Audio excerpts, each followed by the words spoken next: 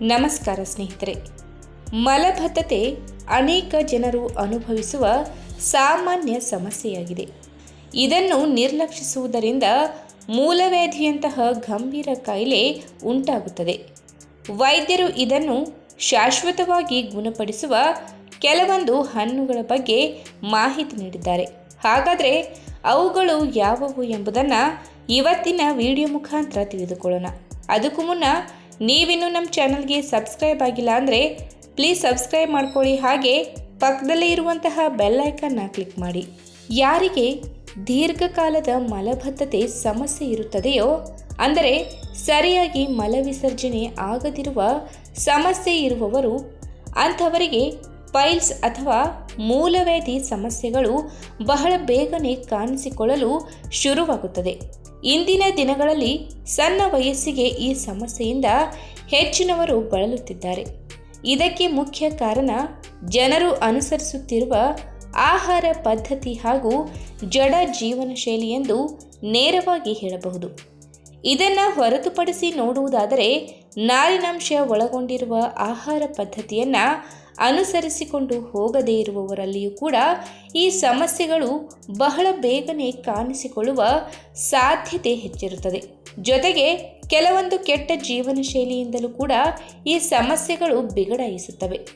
ಇದಕ್ಕೆ ಉದಾಹರಣೆ ನೀಡಿ ಹೇಳುವುದಾದರೆ ಅತಿಯಾಗಿ ಟೀ ಕಾಫಿ ಕುಡಿಯುವ ಅಭ್ಯಾಸ, ಧೂಮಪಾನ, ಮದ್ಯಪಾನ ಮಾಡುವುದು, ವ್ಯಾಯಾಮ ಹಾಗೂ ಯಾವುದೇ ದೈಹಿಕ ಚಟುವಟಿಕೆಗಳಲ್ಲಿ ತೊಡಗಿಸಿಕೊಳ್ಳದೇ ಇರುವುದರಿಂದ ಈ ಸಮಸ್ಯೆಗಳು ಬಹಳ ಬೇಗನೆ ಕಾಣಿಸಿಕೊಳ್ಳುತ್ತದೆ.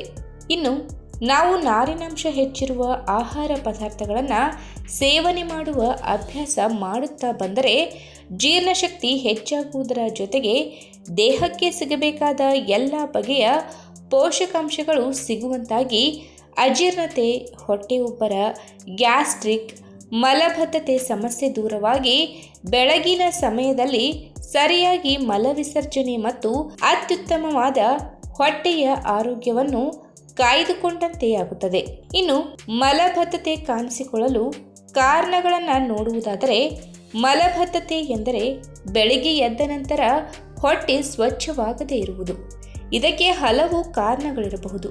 ಅವುಗಳಲ್ಲಿ ಸರಿಯಾಗಿ ನೀರು ಕುಡಿಯದೇ ಇರುವುದು, ಆಹಾರದಲ್ಲಿ ನಾರಿನಾಂಶದ ಕೊರತೆ, ದೈಹಿಕ ಚಟುವಟಿಕೆ ಮಾಡದಿರುವುದು, ಸಾಕಷ್ಟು ನಿದ್ರೆ ಬರದಿರುವುದು, ಒತ್ತಡ, ಕೆಲವು ಔಷಧಿಗಳ ಅಡ್ಡ ಪರಿಣಾಮಗಳು, ವಯಸ್ಸು ಹೆಚ್ಚಾಗುವುದು ಮತ್ತು ಗರ್ಭಧಾರಣೆ ಇತ್ಯಾದಿ.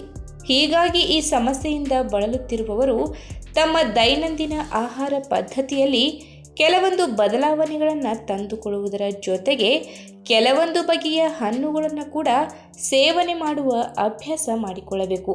ಮೊದಲನೇದಾಗಿ ಮಾಗಿದ ಬಾಳೆಹಣ್ಣು.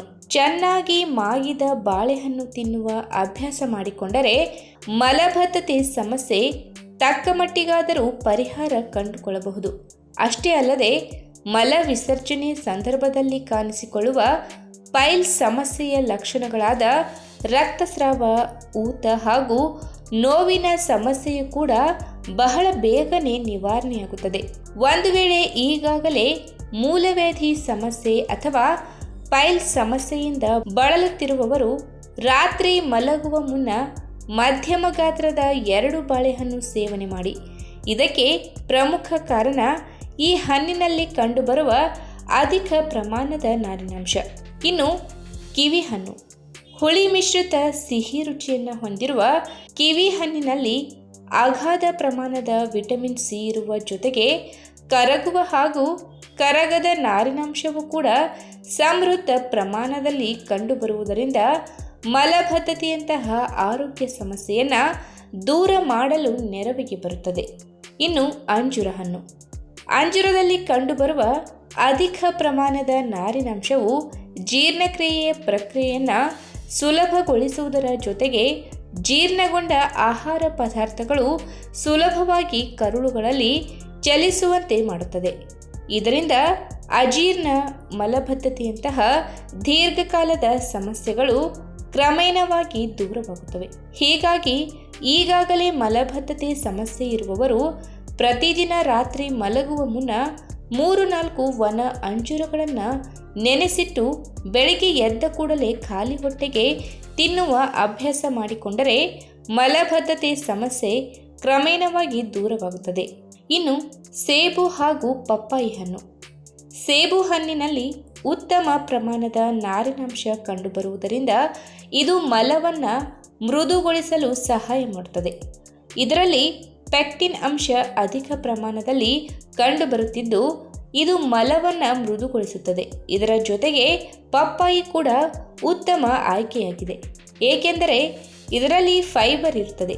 ಇದು ಪಪೈನೆಂಬ ಕಿಣ್ವವನ್ನು ಹೊಂದಿದ್ದು ಜೀರ್ಣಾಂಗ ವ್ಯವಸ್ಥೆಯನ್ನು ಬಲಪಡಿಸುತ್ತದೆ. ಹಾಗಾಗಿ ಯಾರಿಗೆಲ್ಲ ಮಲಬದ್ಧತೆ ಸಮಸ್ಯೆ ಇದೆಯೋ ಅವರು ಹೆಚ್ಚು ನಾರಿನಾಂಶ ಇರುವ ಈ ಹಣ್ಣುಗಳನ್ನು ಸೇವಿಸುವ ಮೂಲಕ ಮಲಬದ್ಧತೆ ಸಮಸ್ಯೆಗೆ ಪರಿಹಾರ ನೀಡಬಹುದು. ಈ ವಿಡಿಯೋ ನಿಮಗೆ ಇಷ್ಟವಾದಲ್ಲಿ ತಪ್ಪದೇ ಲೈಕ್ ಮಾಡಿ, ಶೇರ್ ಮಾಡಿ, ಹಾಗೆ ನಿಮ್ಮ ಅನಿಸಿಕೆನ ಕಮೆಂಟ್ ಮೂಲಕ ತಿಳಿಸಿ.